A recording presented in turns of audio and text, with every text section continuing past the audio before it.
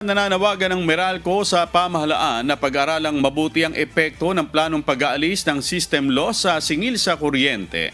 Sa opisyal na pahayag na inilabas ng Meralco, sinabi nito na iginagalang nila ang mga panukala at policy direction ni Pangulong Ferdinand Marcos Jr. sa planong pag-amyenda sa EPIRA Law. Gayunman, ipinaliwanag ng kumpanya ang kahalagahan ng system loss charge para sa pagpapatuloy at maayos na operasyon ng power supply distribution.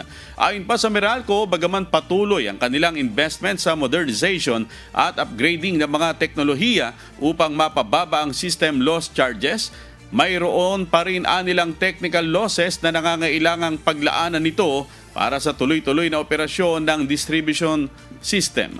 Upang masigurong tunay na benepisyo para sa mga consumer, sinabi ng Meralco na nangangailangan na maikonsidera sa mga reforma ang suporta at stability ng mga distribution utilities.